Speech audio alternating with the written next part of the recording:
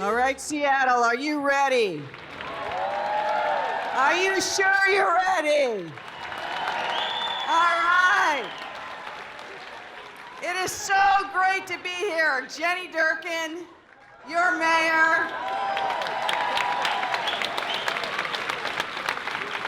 And I gotta tell you, I am thrilled tonight. You are in for such a treat. Eli Sanders is here. His book's in the back. You've read him in The Stranger, wrote one of the most compelling stories about a horrific, terrible crime in this city, but gave it such a human element. If you haven't read the book, do it. It really will change your life. And then there's my friend Preet Bharara.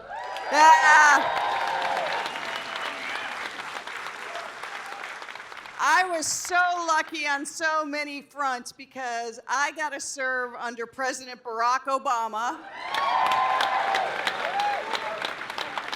And if you don't miss him, you shouldn't be here.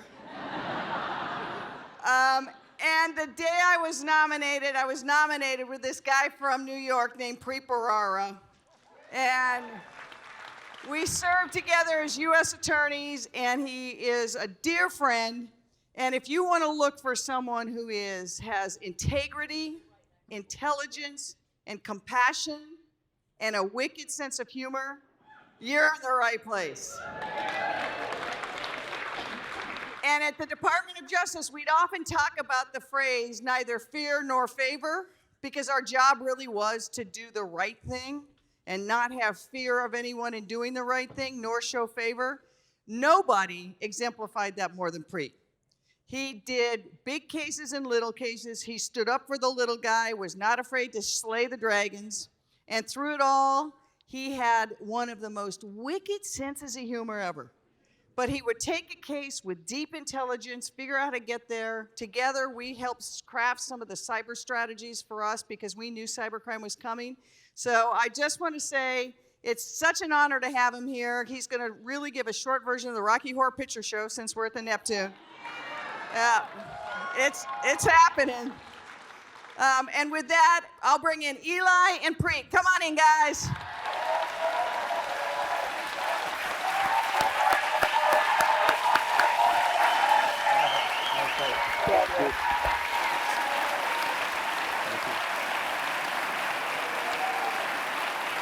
Thanks. I got it. And save your really hard questions for the end.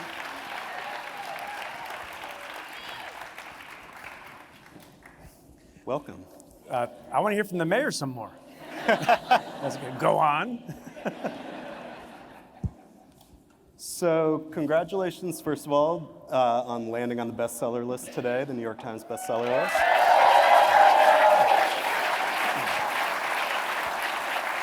You should be more specific. The number? Number 4.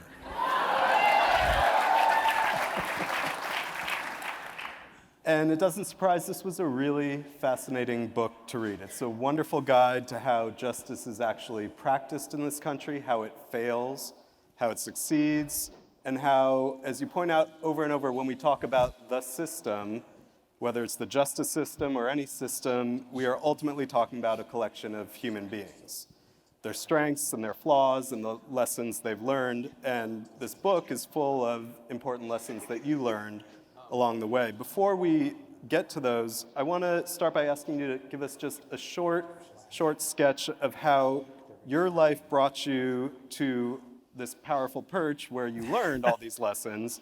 Yeah. United States Attorney for the Southern District of New York, which, as you point out, is often known as the Sovereign District. So, why are you laughing? That's cool. It means independence. So I had a sort of roundabout route to my current life.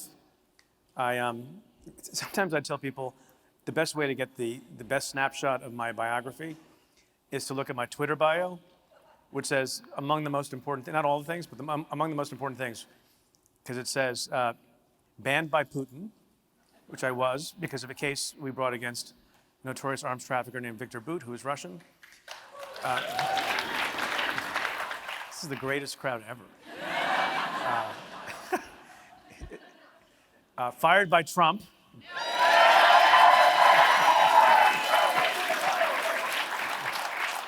You know, every once in a while, my parents are in the audience. They're not here today. And I like to say that and have people clap. So my mother knows that it's actually can be cool to be fired. And it's not so awful. Springsteen fan and proud immigrant.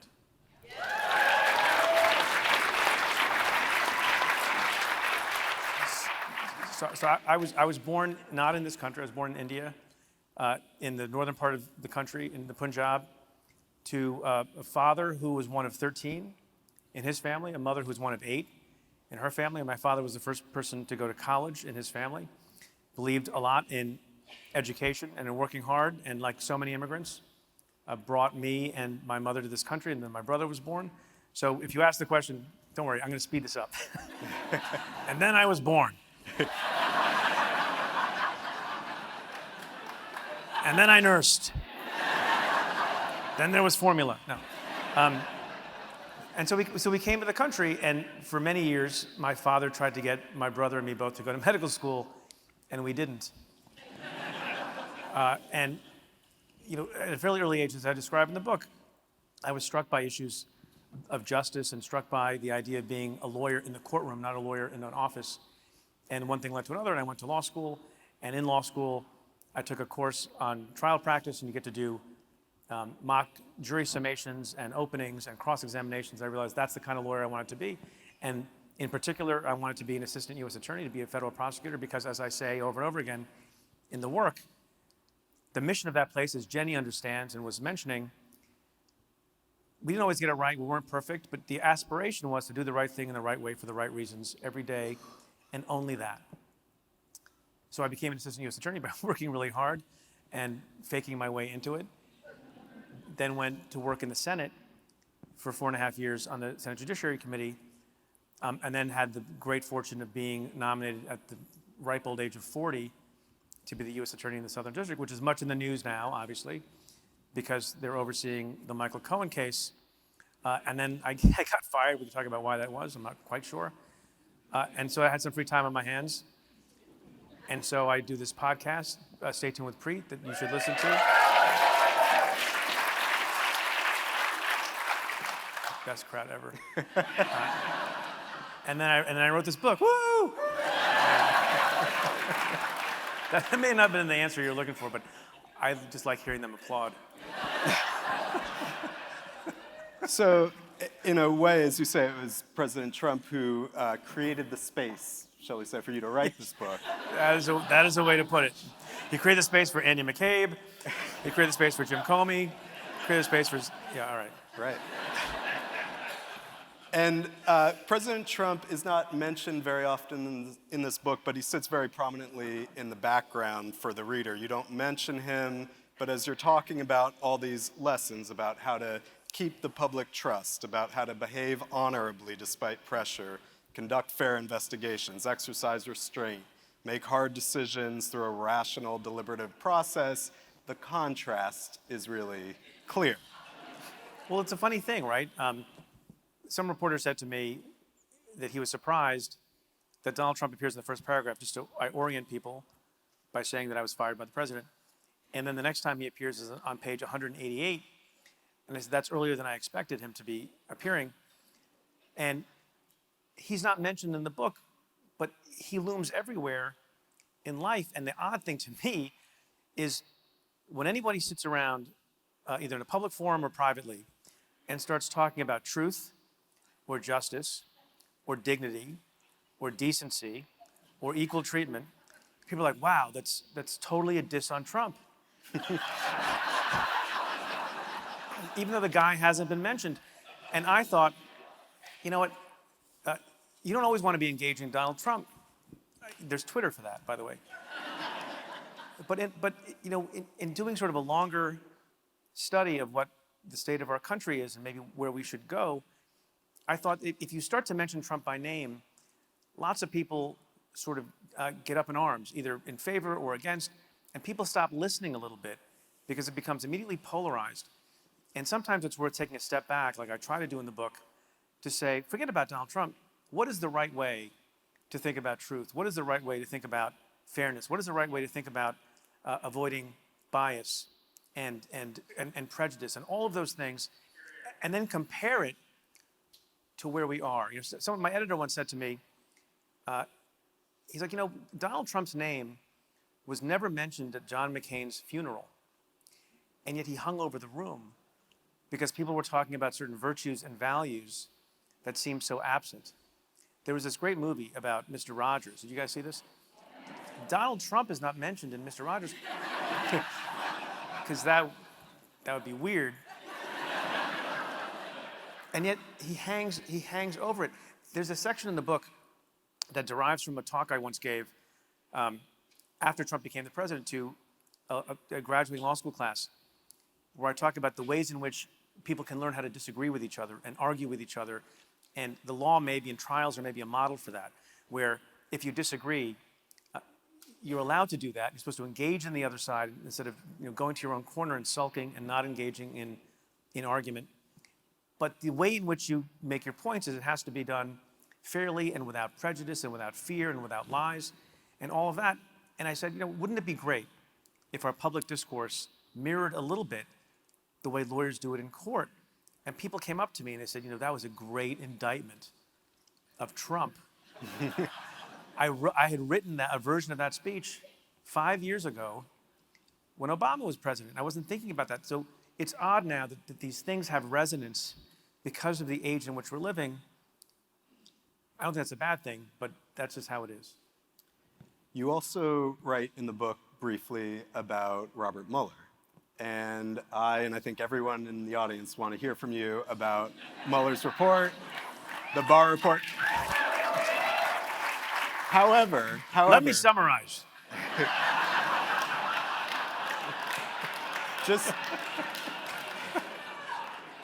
just to make us wait for it for a moment, and also to illustrate what I think is one of the great strengths of this book, this way in which you are reading case studies that are instructive in themselves, but also more broadly instructive. Let's talk about one of your case studies. This is a case in New York that involved the Long Island Railroad and a charge of, I think, potential conspiracy, something that was out in the public realm with a lot of public outrage and people clamoring for a prosecutor to come and do something about it. Look, so I have deep respect for Robert Mueller. I think he's one of the great American heroes of our time. And I worry that not everyone is clapping because some people are disappointed in what he did. And I get that. One of the points I want to make in the book is we should all be thoughtful about everything, but also about how cases are brought. And it's very easy when bad things happen and there's bits of evidence that suggest, well, someone should go to jail. You can sort of clamor for that, but then maybe when more facts become known, you can understand a little bit better the full picture. And so repeatedly in the book, I try to make the point that once you know all of the things, maybe it's not so easy. You can understand why a case wasn't able to be brought. And so in the Long Island Railroad case, an amazing case involving disability fraud, and it's one of the cases that had the most resonance for the public. I would often be able to tell which cases really grab people's attention when I would come into the office every morning, and if the security guards, the court security officers, if they would high-five me, and they seemed proud to be working there, and that I was the U.S. attorney, that meant that some case had resonated. And I never got as many high fives as I got during the dependency of this case. And the facts were that the New York Times had gone out and done this expose, and all these people at the Long Island Railroad sought early disability at the age of 50 and then got a special extra disability pension by claiming injuries like tissue damage and back pain and inability to use their hands. And then in many instances, right after they claimed that and got the disability pension, they did things like play 100 rounds of golf, get a black belt in jiu-jitsu, all sorts of examples. And the New York Times took video of that. And so you have those facts. And also the percentage, I forgot what the number exactly was, the percentage of likelihood of getting your disability pension early was like 90% at the Long Island Railroad. To put that in perspective, there was another commuter railroad, Metro North, in the New York area where the percentage was something like 15%. So something clearly was amiss with the Long Island Railroad. And so you would think, well, let's lock everybody up right then. Not so easy, because you have to prove each individual case was a lie and was a fraud. And it turns out it's not so easy to prove that someone lied about having an arthritic condition or back pain or tissue damage, because they very cleverly chose ailments that there's no blood test for, there's no x-ray for. And then to the extent you think the doctors are the ones who are the bad guys, and we thought that they were, because the mass of those fraudulent claims were approved by, I think, 2 or 3 doctors, and they have a ready excuse also. Maybe not ultimately would carry the day, but they had a ready excuse saying, well, we just based our decisions on the reporting of these people. And then third, one of those pieces of great evidence that you think would carry the day, the difference in the percentage of people getting disability at the Long Island Railroad, where we think that there are 3 corrupt doctors versus the Metro North, that sounds great and very compelling when we're sitting up here on stage, but there was a real worry that as an evidentiary matter, a court might say that was not probative, that was not admissible, because it was statistical evidence, and you could see reasons why a judge might exclude it. So now all of a sudden you're left with not that great a case. So we pushed hard, and we figured out a way to bring the case, and I hate to say this, but the only reason we had the case was because the Eastern District of New York, the other U.S. Attorney's Office across the river, had the right of first refusal. They looked at the case, and they saw the weaknesses, and they didn't pursue it. And I don't really fully blame them, because it was a really hard case. My folks were a little bit more aggressive and figured we would begin with a wave of arrests because we think there's enough circumstantial evidence, and hopefully what will happen to be able to put it over the top is people will flip. And people talk about flipping, and we can talk about that. And that ended up happening, and then you got the better evidence. Then you got people who were saying, well, we knew it was a scam, and this is why it was happening. And we ended up charging, I think, 33 people and revising the whole program. There's a long-winded story and a way of just saying, it's not clear to me that the Eastern District did it wrong, and we were lucky to have done it right. But sometimes these decisions about who to charge and whether to charge are really fraught and really more difficult than a lot of people realize. And as we're hearing this, you can hear the parallel to what Mueller has done over the last 2 years, indicting people, trying to get people to flip, trying to build the case. And then over the weekend, we learn that the report is in, and on Sunday, we learn what Barr's report on the report says. Yeah. So first, and let's just, what do they say, stipulate that everything we know is from the Barr report, right? No one's read the Mueller report except Barr and Rosenstein. Although Barr does quote not any full sentences, but some fragments, some of which I think he really couldn't get away with not quoting, because if they came out later, it would have looked bad not to have mentioned them. But in this world where we're hearing Mueller's report through Barr, what do you make of Mueller's decision not to charge the president?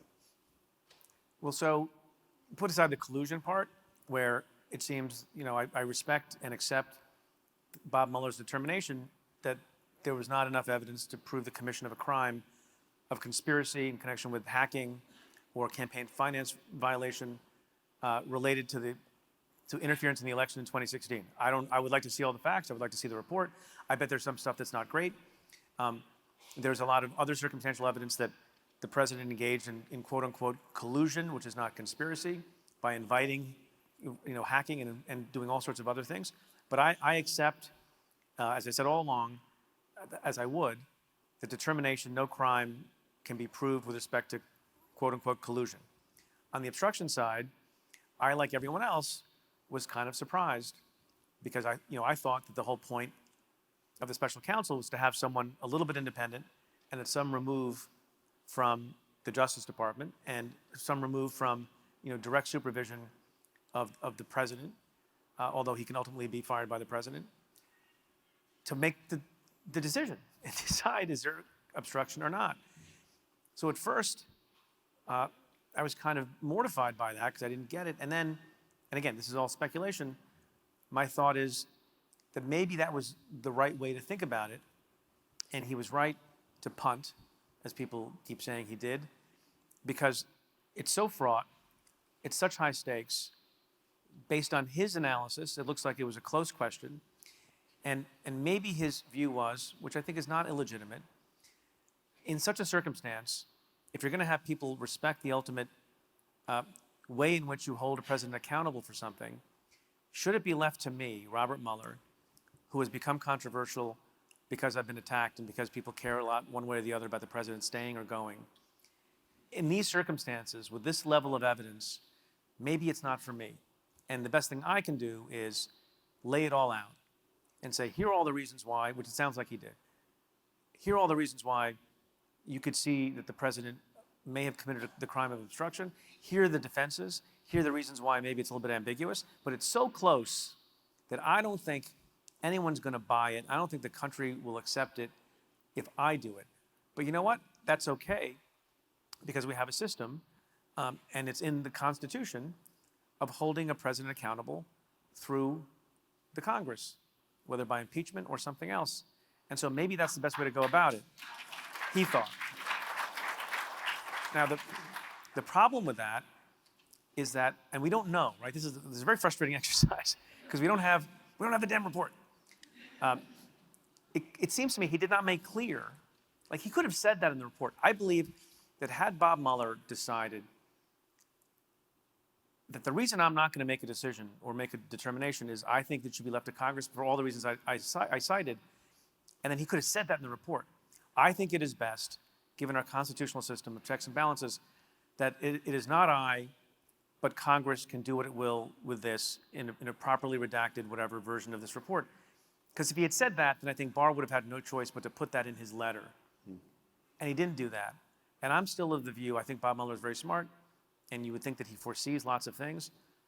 But I'm still of the view that he basically left it to Congress. The analogy I keep using, and people keep pointing out, this is not exactly the way how it works, that Bob Mueller punted intentionally to Congress, and off the bleachers comes Bill Barr, grabs the football, runs it in for a touchdown for Trump. People keep telling me, well, that's not how a punt works. I'm like, yeah. Yeah, that makes it a better analogy.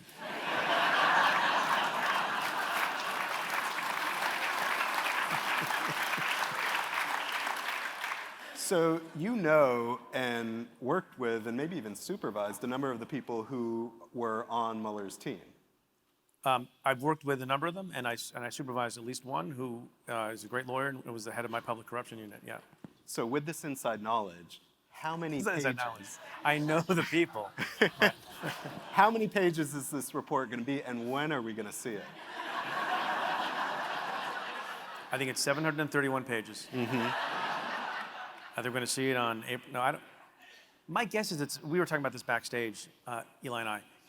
I think it's a lengthy report for a couple of reasons. One, it's just the way Mueller folks are.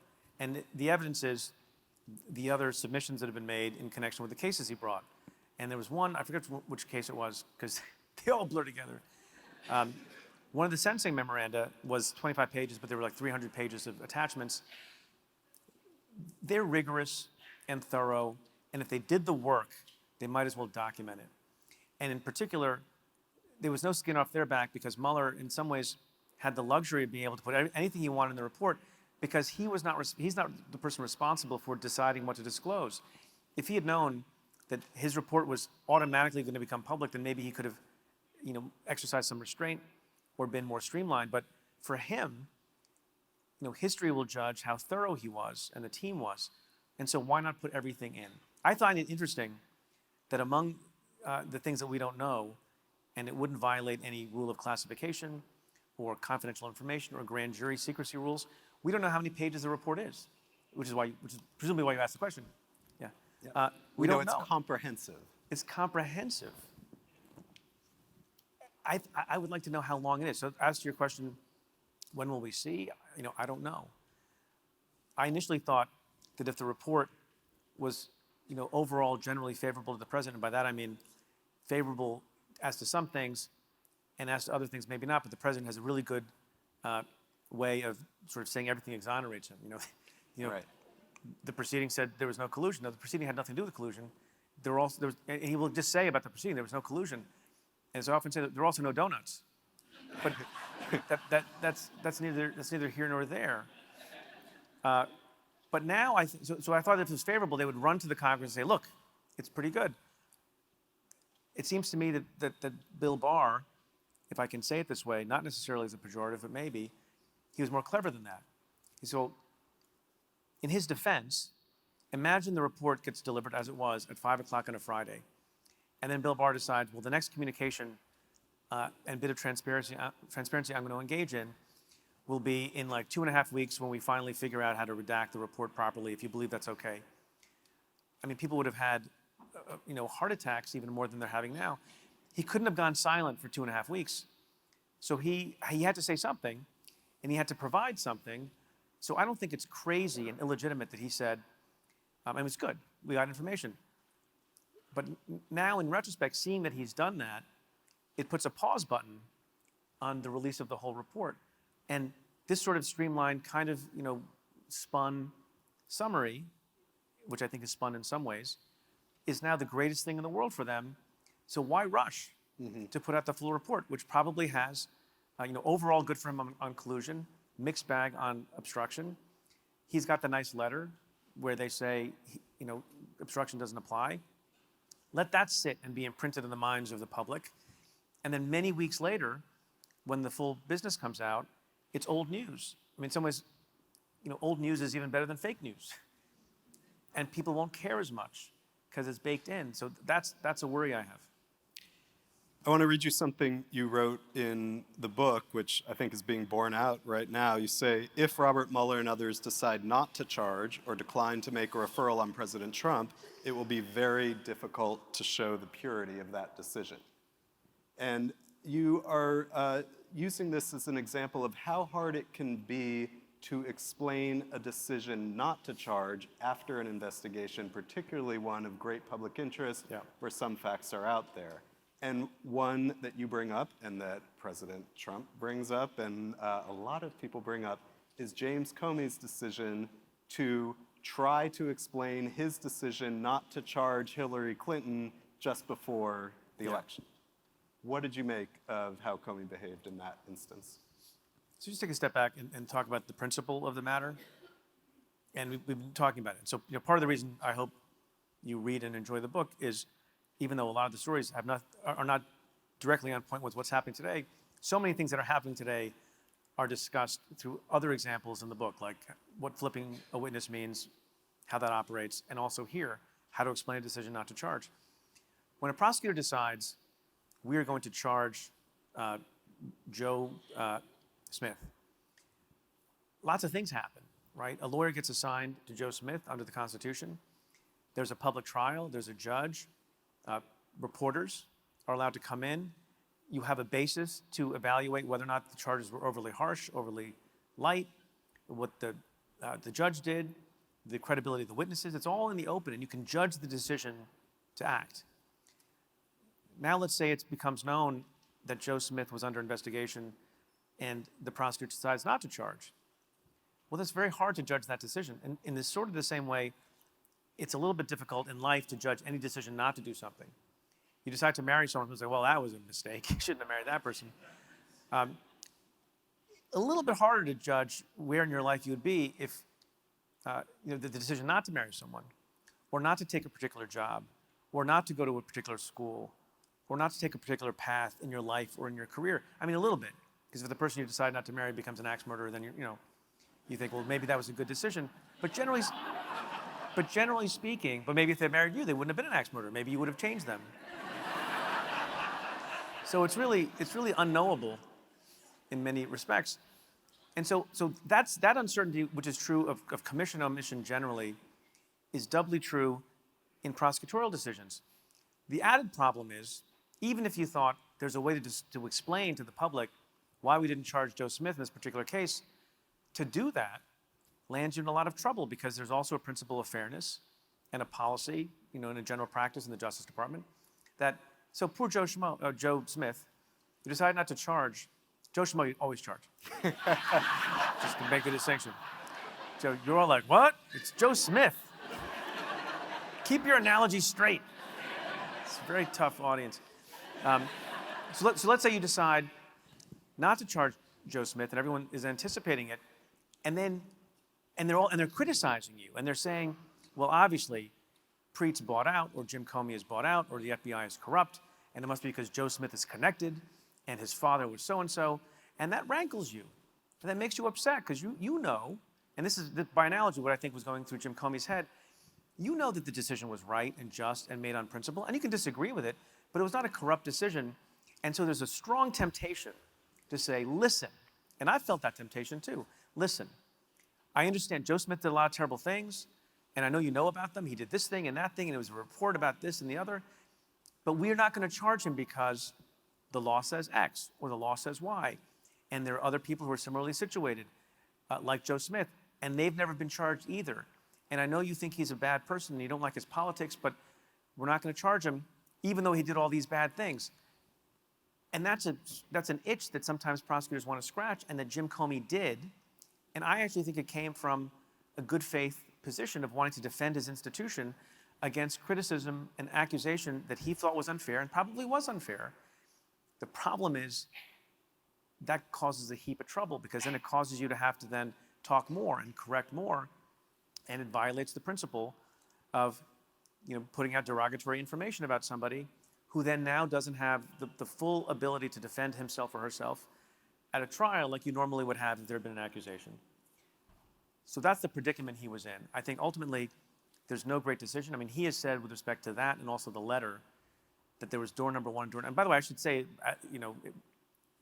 clearly, I admire Jim Comey. Jim Comey's a friend of mine. I worked for him when he was the U.S. attorney. I think he tells the truth. But like all people in a highly fraught situation, you can disagree with their decisions, and I disagree with that decision, and the decision to send a letter later. But so you have a little bit the same issue here. What is the explanation that's allowable and permissible so you don't slander people? Now, I think the most important difference is we're now talking about the President of the United States, who has the immunity of essentially a decision and a policy in the Justice Department that says you cannot charge a sitting president. I think that changes the circumstance. And second, and he's the only person on earth in the country, because Netanyahu doesn't have this, so earth is too broad, in the country who has the benefit of that protection. And he also, he's not the only person, but one of the only people in the country who can be impeached. So there are other methods of accountability. So I don't think this issue of, a decision not to charge, what can be said about Joe, is it Schmo or Smith? Smith, thank you. So good, paying attention. I knew that. It's different from the President of the United States for those reasons. You were talking about how tempting it is for a prosecutor to explain a decline decision, particularly when they're getting a lot of criticism over it. So I want to see if I can tempt you here. You were appointed the prosecutor in the Southern District of New York by President Barack Obama in 2009, the year after the financial crisis. No Wall Street executive went to jail for their conduct during the financial crisis. You were in charge of prosecuting Wall Street. Can you explain to us today why that happened? Yeah, so it's a great question, and I get it from time to time. For 10 years. I will draw a distinction between having to explain why a particular person in a particular case wasn't charged and how difficult it would be to violate all sorts of rules to explain, look, on Lehman Brothers, take the files, knock yourself out, and tell me what case you would have brought. That's an easier question to answer in some ways, although not allowable, than the broad question of in this entire gigantic scenario, the financial crisis, why did no chief executive of a financial institution go to prison? And so the important thing, I think, at the outset to say is that it's incredibly frustrating. It's incredibly frustrating not only to the general public, but also the people, and not just my office. There are dozens of offices who were charged with and assigned different cases relating to the financial crisis, not just mine. And those assignments happened before I became U.S. Attorney. But the personal incentive for people who were FBI agents or line prosecutors in my office and many other offices was to try to hold people accountable if you could, because they're citizens of the United States too. They had 401k plans too. They suffered in the financial crisis just as much as, and in some cases more than, anyone else. And I talk about this in the book, so at greater length, so you can read it and you can be persuaded or not persuaded. It's not enough to be angry. It's not enough to say people engaged in recklessness or greed or negligence or bad conduct that's not crossing a particular line, and not enough if you don't have evidence beyond a reasonable doubt that a particular person did a particular thing with knowledge and intent that caused the harm. And so I give a couple of examples in the book, just so you have a sense of the ways in which some people escaped liability. You know, lots and lots of folks who unloaded junk, securitized financial products on other sophisticated financial institutions had the benefit of third parties blessing them. You would have lawyers who would sometimes sign off and say, yeah, that's fine. You don't have to disclose any more than you've disclosed. It's not misleading. Or accountants who said, this transaction is okay. Now, that may look fishy to a lot of people later, and it did to us in some instances in other offices. But in our system, if you're going to prove someone guilty beyond a reasonable doubt, and that person can say, and you don't have proof that they were in cahoots and it was a fraud, that person can say, look, we had an outside lawyer, an outside accountant, and that person said that this thing was okay. And what we said about it, and what we disclosed about it, was okay. And it can be upsetting because some of it I think was BS. But you're not going to convict somebody if they have the benefit of that shield. And that happened all the time. And you know, the next question often comes, the other thing I should say about that is, there was no failure of will, there was no failure of expertise, there was no failure of hard work. People in my office worked around the clock on those kinds of cases, just like they did on other cases. And I'm not aware, unless it was the greatest conspiracy in the history of the world, literally, hundreds and hundreds of agents, analysts, investigators, prosecutors. Not only did they, to my knowledge, never say we can build a case, a criminal case, against a top executive, you know, a leading executive at a financial institution. No regulatory agency, to my knowledge, brought a civil action, which is a much easier thing to do, by the way, preponderance of the evidence, not proof beyond a reasonable doubt, a civil action against the head of a financial institution, which leads to the conclusion that some things were maybe hidden and people had these ways to get plausible deniability. And in other instances, it was greed, bad conduct, but didn't rise to the level of criminality. The next question people often ask, so I'm going to anticipate, is, what should we change? And it's a good question. And you can tweak, devices for getting information and investigative tools. But overall, the way you might have gotten some of these people within the ambit of law enforcement and sent them to prison is if you lowered the standard of proof and or you lowered the mental state. And so if bad things happen in a company, perhaps you don't need to prove that the CEO had knowledge. You just have to prove they should have known and have a form of strict liability. And you could do that. We would prosecute it, and a lot of people would go to prison. But my worry is always when you have things like this and people who did terrible things escape criminal liability, but not only criminal liability, they escaped all sorts of other punishment too, including financial punishment in the marketplace. And that's another reason why people are and should be angry, not in the ambit of prosecutors. But you always need to be a little careful if you decide we're going to make it a little easier to put a certain kind of person in prison and not have to show that they had intent, because then that can be used to put a lot of other people in prison too. That's all. And I read that point in the book, and I thought, well, we see over and over again these examples of powerful, wealthy Americans getting a different kind of justice because they can afford a lawyer to sign off on the things so they get future plausible deniability and so on. And I wondered, well, that makes sense. We all want to be held to an equal standard. We don't want, the average person to start having a lower standard.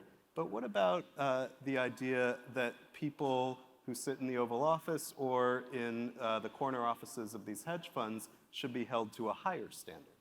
That in a way, we should have rules and laws that do make it easier to prosecute them when they do harm because the harm is so vast. Yeah.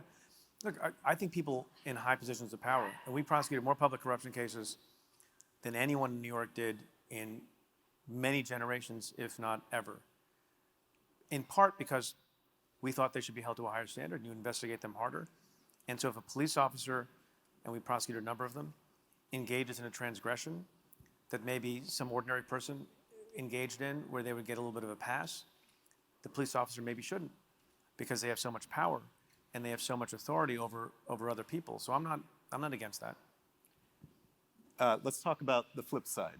Going really hard against a suspect in a really important case, and it turns out that this was an error. So I'm talking about the case that you illuminate in this book of Brandon Mayfield, who lived in Portland, if that name sounds familiar to anyone here. In 2004, he became the chief suspect, or one of the chief suspects, in an international terrorism case. Yeah, so part of the point of the book is to tell stories of success, where people in my office exonerated folks who were charged by other offices unjustly, and then also to tell stories of, that's actually not a success story, it's a later success story, but also tell cautionary tales. And this was a case that wasn't done by my office, although there was, for a brief period of time, it almost was my case, so I sort of skirted a disaster. So people learn how to make sure that they think about doing things the right way. And sometimes stories are better than sort of lessons and checklists and investigations. And so, as Eli mentioned, in March of 2004, terrorists blew up a bunch of trains in Madrid, Spain, and 191 people lost their lives. And the Spanish National Police, started to investigate, and they found a blue bag of detonators, and on the bag, they recovered some fingerprints. And they couldn't find a match for one of the fingerprints, sent it to the best law enforcement agency in the world, the Federal Bureau of Investigation, goes to Quantico, they examine the fingerprint, and the first examiner finds a match to this white guy, young white guy living in Portland, Oregon. Second fingerprint examiner confirms the first match. Third fingerprint examiner confirms what the first two print examiners concluded. And at the time that they do that, they don't know who this person is, but there's a match in the system. And they all say, well, here's the match. And after they do the match, they start to learn more information about Brandon Mayfield. And the first thing they think is, well, what's up with this white dude named Brandon Mayfield in Portland? What does he have to do with this terrorist attack in Madrid? And they learn a few things. Now, Brandon Mayfield had converted to Islam. Oh, that makes sense. Brandon Mayfield had married an Egyptian woman, I believe, who was a Muslim. Oh, that makes sense too.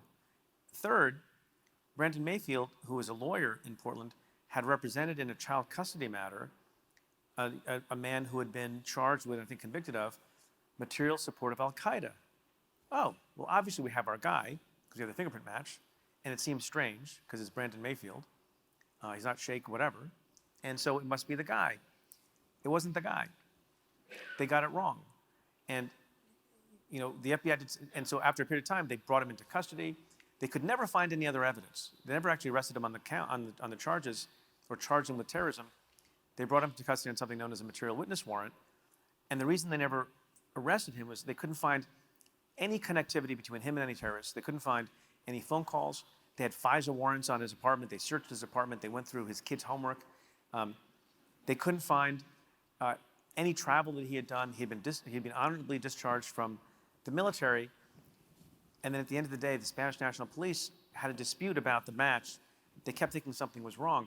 The FBI, the Americans, maybe as a point of sort of national pride and arrogance about their own abilities, kept saying, we have it right, we have it right. And the Spanish National Police finally found another person named Daoud to whom the fingerprint that was lifted matched. And once they found that, the Americans realized, the FBI realized, oh yeah, that's a better match than our guy. That's an error. And they released him from custody. They paid him $2 million, and they issued an apology, which is very rare for a federal law enforcement agency. And the point is, and as the Inspector General did a follow-on report, said, and this is important because everyone always talks about the obvious racist or the obvious clumsy person or the incompetent person. These were competent people who acted mostly in good faith, but they vary a little bit from the best practices and being perfectionists. In the first instance, there was no anti-Islamic tendency because they didn't know who the person was. But there was an element of confirmation bias. And once they saw that these other things fell into place and fit a narrative the Inspector General observed. They never went back and re-examined their first views. And sometimes, as I point out over and over again in the book, sometimes that's the thing. It's multiple people who deviate a little bit from best practice over time cause the greatest miscarriages of justice. Not just the person who's a blatant, racist, horrible person, but people acting in good faith who just fall a little bit short on the job. And that's an important lesson, not just for lawyers and prosecutors and investigators, but for everyone. One of the most interesting to me and morally complex chapters in your book is the one about snitches, or as the president calls them, rats. And you had a really simple illustration of our just instinctual fascination with and revulsion to snitches that involves your children. I'm totally exploiting my children. So I start the chapter by just sort of making the point that there's a lot of human reaction to the way we do some things in law enforcement, and it's natural. It's the bread and butter of law enforcement, particularly getting mob convictions. You use one person to flip against another person, but there's a reason why we feel uneasy about it. And the story I tell is when my daughter was 6, I think, and one of my sons was 4.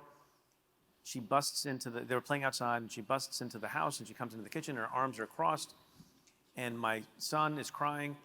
He's clearly committed some felony in the yard that she believes should be prosecuted to the full extent of the law. And he's crying, and she's intent on telling us what happened. And we stopped them for a second, my daughter Maya, my son Jaden, and my wife and I in the kitchen, and we said, wait a minute. Let's ask a couple of questions. Is everyone okay? And Maya says yes. And we look at Jay and we're like, are you sorry for whatever you did? And he said yes. And we determined that everything was fine. He clearly was repentant.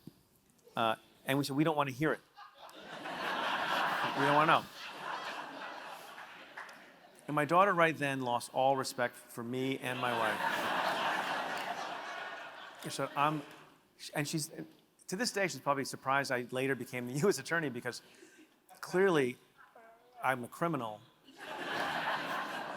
who would excuse criminality. But everyone, you all have stories like that. There's something about the tattletale that doesn't sit well with us, and yet it is an incredibly central tool in prosecution. One of the stories I tell that's very different from the story of my daughter and my son is we prosecuted a lot of insider trading cases when I was U.S. attorney, and one person who we thought to prosecute was a guy named Noah Freeman, who had been at a hedge fund and engaged in insider trading, and the agents built up a strong case against him.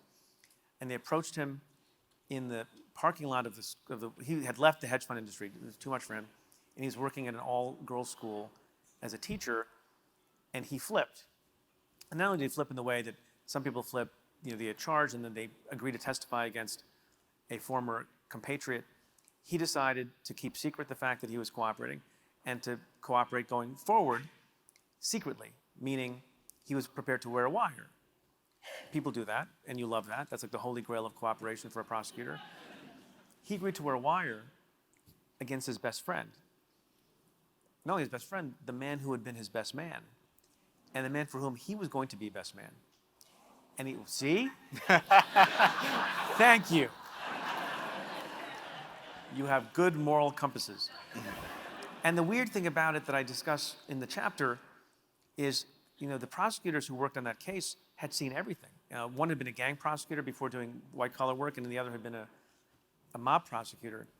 And they had prosecuted cases where people, attacked informants, who had killed people, racketeering enterprises. They were more shocked at this guy who was prepared to wear a wire against his best man than they were at some of the crimes, which shows you the kind of, innate discomfort we have with this idea of cooperation. And so there's stories like that. There's also the people who never open their mouths ever. And so cases can't be brought. And, the human element of who will cooperate, who won't, how you persuade people, who you don't, is sort of interesting. I tell the story, I'll stop in a minute. I tell I tell the story of one of my favorite detectives I used to work with, Kenny Robbins. And everyone had a different method, right, of trying to get someone to see the light and decide to help law enforcement.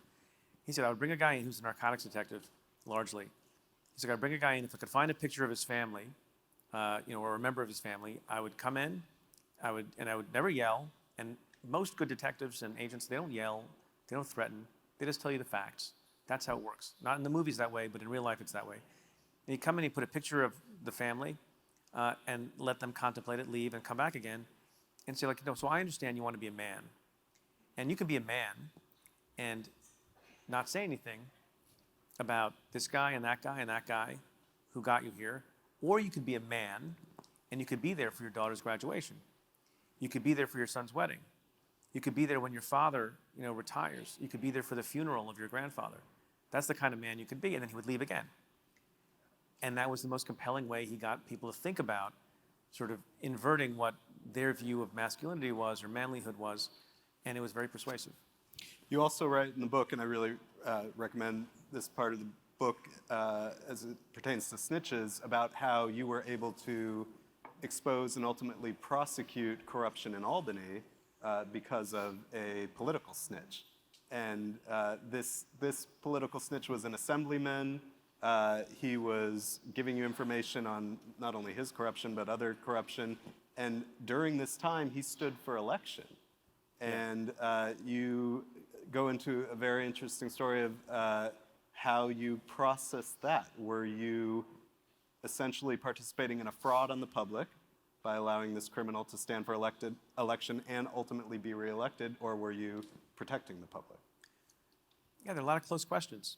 Now I know how Mueller feels. So it's a story of, wanting to get the bad guys, right? So, all of cooperation, that technique, is a utilitarian approach to public safety and to law enforcement. And, the principle being, is it okay to give this person lenience and give this person some benefit so that I can get the 3 other worst people? And we've decided, and you can't do it in every jurisdiction in the world. In some places, it's not allowed. We've decided in this country, it makes sense. But when you do that on this sort of unseemly, you go down this unseemly path, then there are particular circumstances in which, you have to worry more than other times. Because in lots of areas of law enforcement, you're allowed to engage in subterfuge, and you're allowed to engage in dishonesty. And sting operations are that way too. And so the example you mentioned, was a conundrum for us. Public corruption was a huge problem in New York. There was a period of time when you were more likely to be driven from office by indictment than by defeat at the polls. There was a famous case of the chief counsel or the general counsel to, I think it was the state Senate leader, a couple years before I came into office, but it rang in the ears of everybody because it talked about it spoke to the culture of Albany, where the instruction to the other members of the state Senate were, when you complete your financial disclosure documents that are required, you should hand walk them to the person you're supposed to deliver them to, the ethics office, not mail them, so you are more likely to avoid a federal mail fraud charge. That was the advice. So just to give you a sense of what we were, right? To give you a sense of what we're dealing with. So we were very aggressive on public corruption in that environment. And so, out of the blue, for reasons I'll shortcut it, we had the benefit of a cooperator who was a sitting state assemblyman who decided to, do, among other things, wire up and cooperate in various ways. We were not done with his cooperation. And he led us into a group of Russian fraudsters who were trying to subvert the democratic process in various ways, and another assemblyman. And we're coming up on the eve of the election, and we weren't done. So the quandary was, and there's lots of quandaries. You'll like the quandaries. And the issue was, do we, stop the program and let everyone know he had pled guilty and he was a cooperating witness, and then give up any chance of getting these 5 other, bad guys, or do we continue it? And we chose to continue it because, in our view, the public corruption problem was really severe. But we essentially let a guy get elected who we knew to be a criminal and in some ways, was not a proper representative of that district. And to this day, I don't know if that was the right thing to do or not. And I think it's legitimate criticism to say you shouldn't have let that happen. And I think it would have been worse criticism had we not ultimately made the case and arrested, I think, 4 or 5 other people and brought them accountability. It justifies a little bit more. But at the time, you don't know for a fact that that's going to happen. We thought it was a strong case eventually, but I think there would have been much more hell to pay had we let him get reelected on a fraud sort of, and nothing else to show for it. And I think there would have been less criticism if we had a lot more to show for it. But these are the kinds of fascinating decisions that you will read about in doing justice. Before we open it up for questions, I want to go back to a case that you briefly alluded to earlier, a case that turned out well, but in the very long run. And this is the case of Eric Glisan and the investigation of a really dedicated prosecutor named John O'Malley. Yeah, so I mentioned it earlier. It's very important to have good people. So the central premise of the whole book, which I really haven't gotten to yet, is the idea that laws are important, and you can have perfect laws, so to speak, and perfect statutes and perfect regulations. That's not going to get you justice. We are a nation of laws, not men. That's important, and we say that all the time. But that doesn't get us all the way to justice, because you can have great laws, and if the people responsible for interpreting them and enforcing them and talking about changing them, if they're dishonorable or dishonest or corrupt or deviate from norms, like I said in the case of Brandon Mayfield, then you're going to get a lot of miscarriages of justice. And I opened the book with an anecdote about the most famous criminal defense lawyer of all time, Clarence Darrow, who was representing an individual, like he often did, who was being charged with a capital crime. In this case, it was an African-American young man who was defending his home outside of, in a suburb of Detroit in the 1920s when an angry white mob descended upon the home. And he, in defense of his brother's house, Dr. Ossian Sweet, fired a shot, killed a white man on trial for his life. And Clarence Darrow made the point that has animated my thinking about these things and animates the book.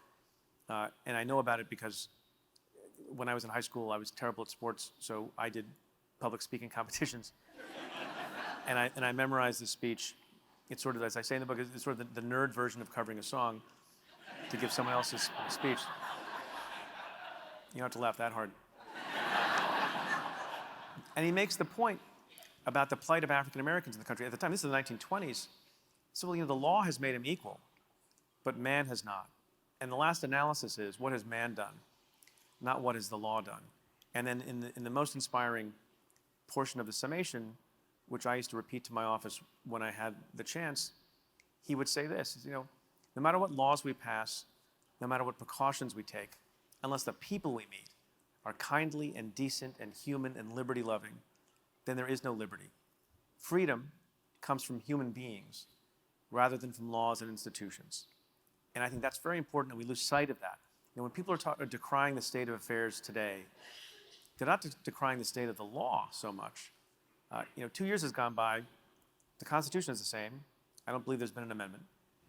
Most of Title 18, which is the criminal code, remains the same. Most of the regulations remain the same. Most of the ethical principles and guidelines remain the same. What's different is you have people who are going about it the wrong way, who are using the oceans of discretion to do bad things. The law with respect to immigration, although that has attempted to be changed, but a lot of what's going on at the border, when you talk about the separations, that was not a change of law. That was a change in how people decided to apply the law and interpret the law and enforce the law. And so that's a general backdrop to the question you asked, which is you need good people. And I was blessed to work with some of the most amazing people who cared about simple, old-fashioned, corny things like duty and mission and doing the right thing. And not to spoil the story, but to give you an inkling of it, John O'Malley was a longtime cop and then became an investigator in my office. And people think of cops and investigators as all they care about is putting people in jail, and that's not the job. The job is to do the right thing. And this man named Eric Glisan sent a letter one day that made its way to John O'Malley's desk. And in the letter, he said something that was not such an uncommon claim on the part of someone who was in prison at Sing Sing. He said, "I'm in jail for a crime I did not commit." A lot of people say that. John O'Malley read the letter And something in the letter reminded him of a confession he had heard from 2 other guys from some years earlier. And he realized this guy had been convicted of a crime that he thought he had gotten the confession about from other folks. And rather than put it away, because the guy who wrote the letter had been convicted, had a lawyer, had an appeal, and had been in jail for 17 years. Presumably, he had his shot at justice. And O'Malley had other regular things to do in his job. He's a very busy guy. He decided to investigate it further on his own accord. He went and visited the 2 guys who had made the confession before, who were still in prison, confirmed his recollection of things.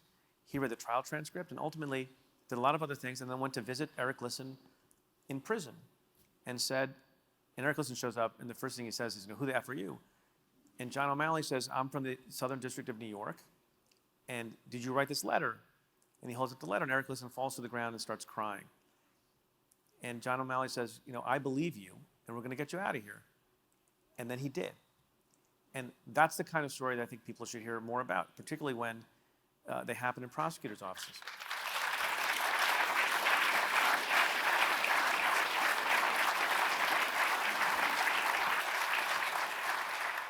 I could keep going with my questions. Like I said, this is a really, really provocative and fascinating book, but I would imagine people in the audience have questions, so make yourself known if you do. Right there. Hi, can I ask about a case that's stuck in this hot or was I curious for interpretation? Sure, and you want me to talk smack about it?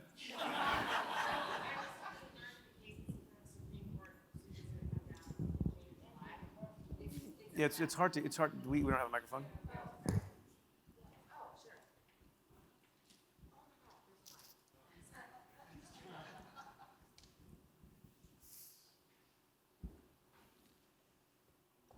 Sorry, I didn't realize there was a line. Am I the first? Okay. Okay, so I recently heard about a case up in the Supreme Court where they heard it a couple days ago, and the decision's going to come out in July. It's a Batson. It's about discrimination against jurors, and that in and of itself is sort of an interesting case. But the individual who's up that the case is about has been on trial 6 times over the course of 23 years and been held for 23 years. And I was curious how this happens in Mississippi, I guess, how a DA can hold an individual for 23 years under 6 trials when 5 of them, like just the most recent one, found him guilty. I was just curious how that happened. Yeah, so that doesn't sound right and fair and just to me. I will confess that I don't follow every case, and I don't know all the details. Batson has to do with the issue of challenging who can sit on a jury, and if you have an improper basis for striking someone from the jury, including race and other protected class bases, then that's a violation of law and a violation of the constitutional rights of the defendant. So forgive me that I don't know the circumstances of that, so I can't really speak to it. Other questions? And looks like there's a microphone there. And do we have a microphone on the other side? We do. So please find a mic and go ahead. Hi. Did you say earlier you didn't know why Trump fired you? And if so, can you say more about that? I don't know for a fact why he fired me. He didn't have to keep me. People often keep asking me, are you upset? I had the best job on the face of the earth at age 40 for 7.5 years. That's longer than Rudy did the job for 6.5 years. And by the way, in 30 years, if I start talking like him, please make me stop.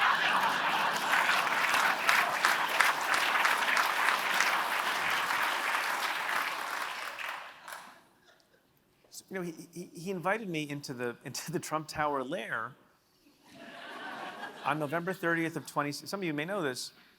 On November 30th of 2016, I went up in Trump Tower and I met with him. And before I met with him, I met with. Let me see if you guys react the same way the San Francisco crowd reacted. So before he came in, because he was running late, I was entertained by Jared Kushner.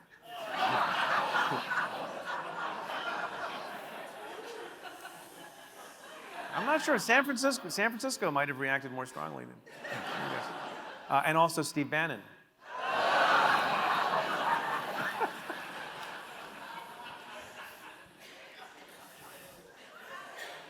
This is too easy. We had a meeting that was very friendly, where the president-elect asked me to stay on. I didn't know why. I presumed it was because the office did a really good job. He had read about the office. I made clear that we are apolitical. We go after whoever we think needs to be held accountable. And he asked me to stay. And the weird thing that he did in connection with that meeting, as some of you may know, he pushed a Post-it pad across the desk and asked me for my phone numbers, which I thought was very odd because obviously someone must have had my phone number because that's how I got there. Arrangements had been made through the phone. And then we ended the meeting, and he told me to go down and tell the assorted press that he had asked me to stay for another term, and I said that I would, because I love that office, and I felt it was an independent office, and I didn't really have to worry about a president bothering me, because somebody once asked me, what was your favorite moment of working when President Obama was in the White House? And I said it was the moment that President Obama didn't call me, which was actually all the moments. And then followed, a couple of phone calls from the president-elect, which were very peculiar and odd, although not anything inappropriate said. And then he called me on March 9th of 2017, while he is the president. This is before I knew how much executive time he had.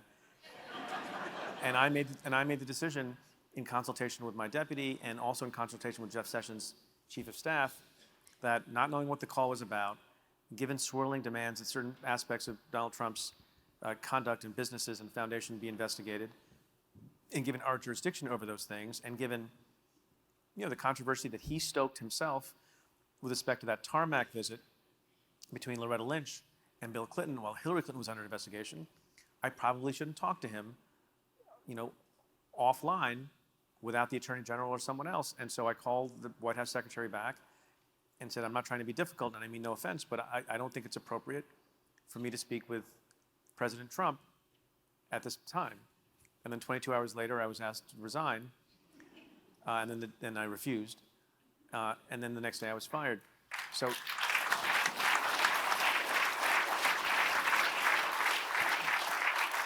you guys love to clap for someone getting fired. And so I don't know if those things were connected. I think it's hard to believe they weren't connected because 45 other people got blue slips on the Friday also. And it may be that he got upset. The other thing that happened, my understanding is that Thursday evening was on Fox News, President Hannity stated that he was in his big thing about the deep state and said all the U.S. attorneys who were appointed by Barack Obama should go. Maybe Steve Mueller had a bad burrito. I don't know. But the fact remains that even if it's the case that my failing to return the president's call caused me to lose the best job I will ever have, I'm more proud of that decision than I ever have been before.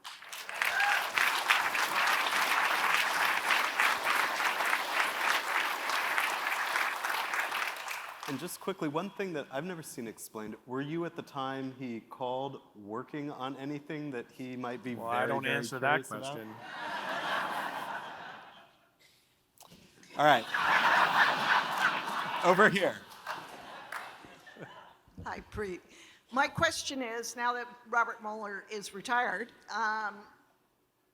when can he write a book? When can he talk about what happened, and what are his limitations outside of personal choice? It's a great question. My guess is he will not write a book. I would be shocked if he wrote a book.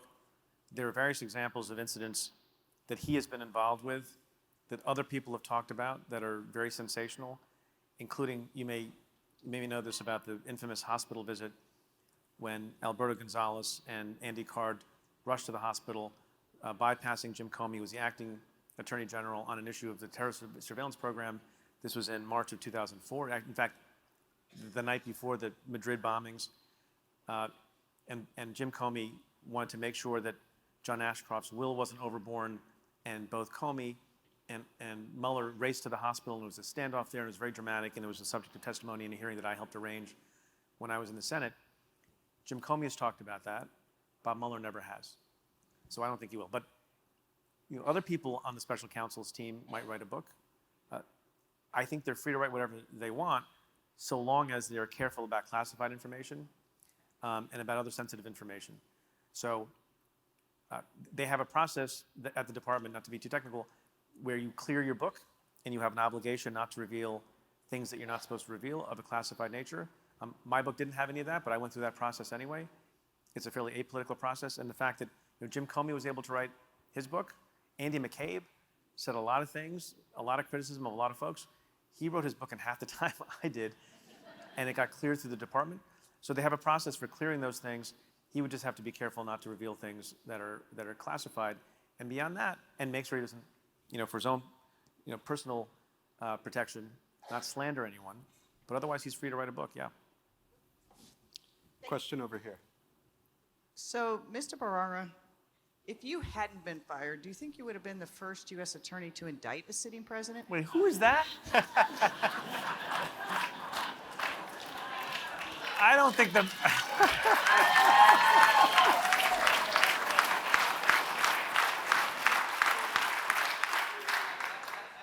Jenny Durkin running for re-election. There you go. You have my vote. Look, this is going to be an unpopular answer, but it's the truthful answer. And the reason why I think Mueller maybe acted like he did.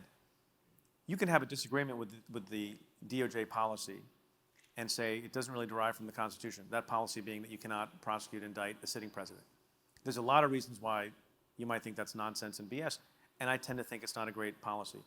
And I made a reference already, Israel doesn't have that policy because no one should be above the law. But it is the policy, and when you're talking about something as fraught and high stakes and nation dividing, whether you like the president or not, and most of you don't.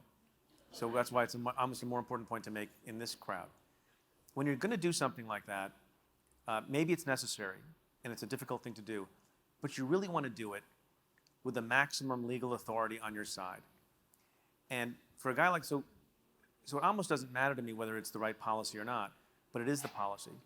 And someone like Bob Mueller, who was already under so much pressure and observation, does he deviate from the norm? He had to deal with the Peter Strzok problem. In all circumstances, prosecutors want the general public to have faith in their decision and have faith that the decision was made on the up and up and had good legal basis and was not based on politics and was not result-oriented. It was not based on personal preference. You want that to happen. And you really want that to happen when you're bringing very high-stakes cases against elected officials who were duly put in their position, whether it's the governor of New York or the assembly speaker in the state of New York or the president of the United States. And I think it is a reasonable way to think about it, that if you're going to do something like that, then you want the full weight of authority on your side so that there's maximum public faith, which is why I never expected Bob Mueller, no matter what evidence he had of the commission of a crime of collusion or anything else, that he would violate that policy. And I think it's probably the best practice for U.S. attorneys too. Now, I was in a debate, in a conversation with somebody who did a good job of parsing out the reason why I think that. And so I have an exception to this policy of not indicting the president. Mostly, I think you want to follow the policy, not necessarily because it is a policy, but because I believe very strongly in this idea, and it permeates the book, that you want people to trust that the decisions you're making are made for the right reason. And if you cut a corner or you violate a policy, even in doing the right thing, you give a lot of fodder to a lot of people that will cause reasonable folks to not trust the decision you made.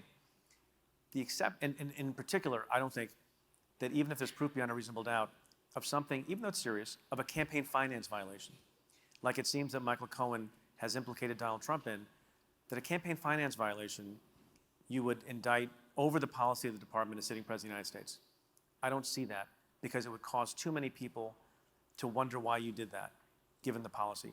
On the other hand, to pick a hypothetical that is, extreme, if you had absolute evidence that the President of the United States, strangled an adversary to death in the Oval Office, you'd charge that.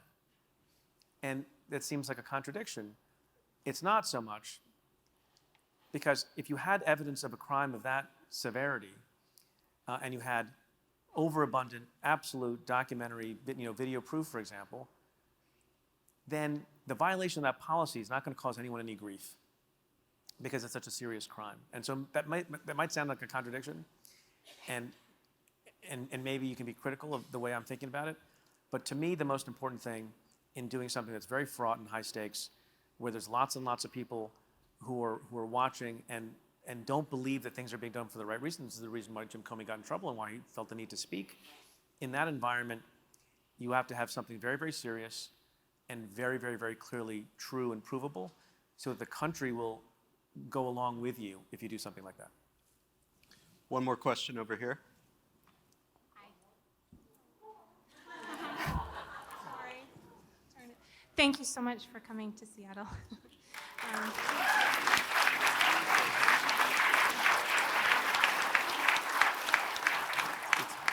And my question has a little bit to do with the first question about Curtis Flowers and so many cases like that.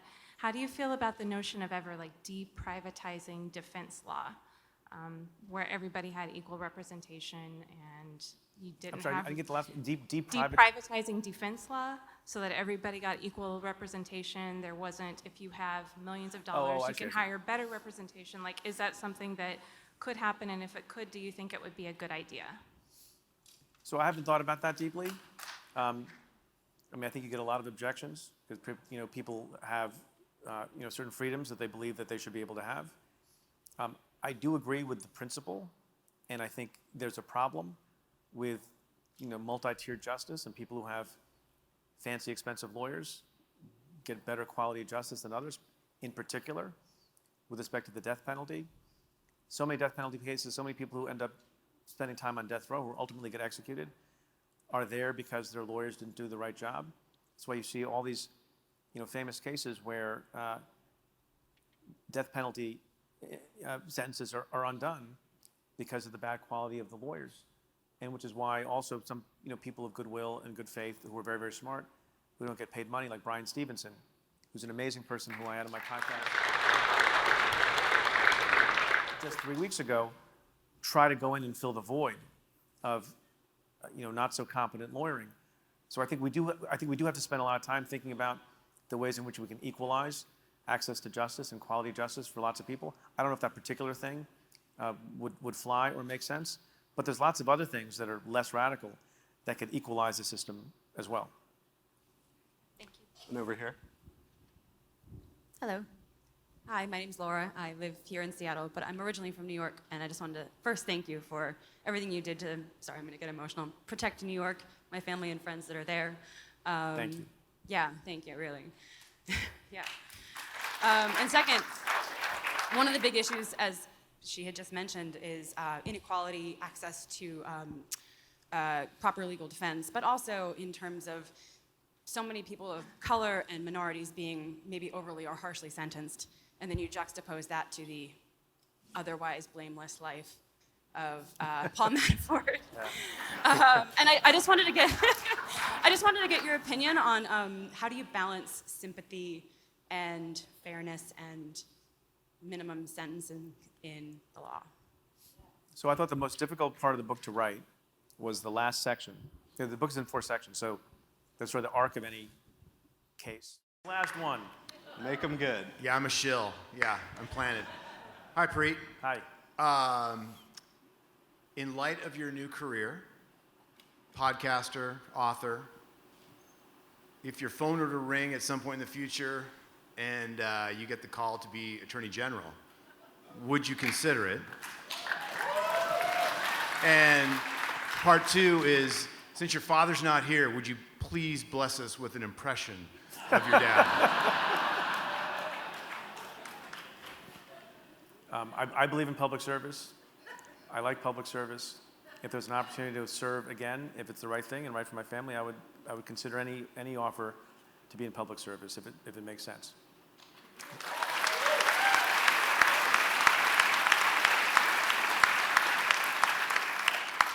I'll tell the quick. I left out an impression of my father in the earlier story I told, where I was talking about how the president-elect would call me from time to time, And people often make excuses about Donald Trump, and they say, well, he doesn't understand the protocols. He's just a guy who picks up the phone, and he's not so, involved with the guidance and what the White House counsel says, whatever. And so maybe he didn't understand that he's not supposed to call you, and you should give him some slack. And I tell the story about how I told my dad that Trump was calling me, and my father is an Indian immigrant, is a retired pediatrician, no background in law or ethics or anything else, who spent 45 years practicing medicine in Asbury Park, New Jersey. And when I told him these things, he said to me, I don't like that.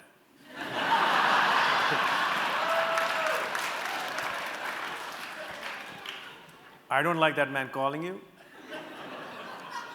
I really hope he stops.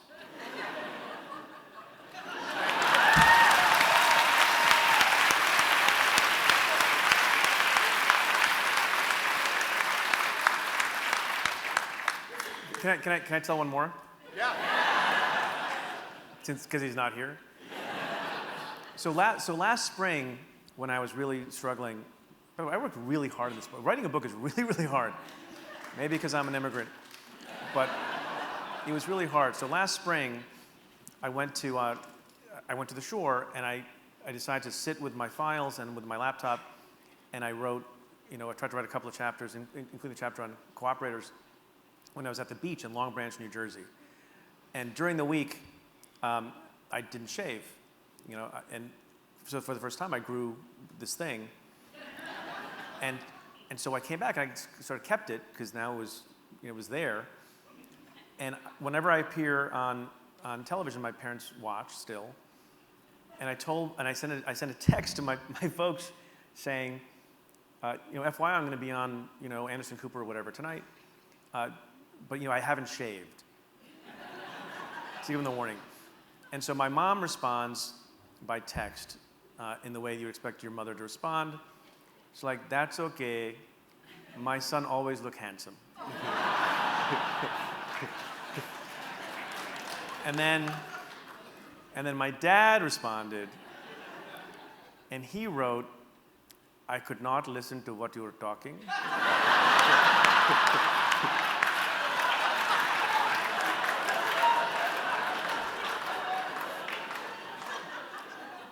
Wait.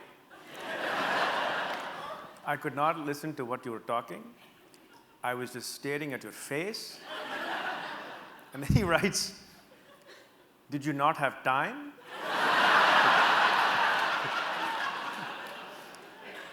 Or did you want to look like that?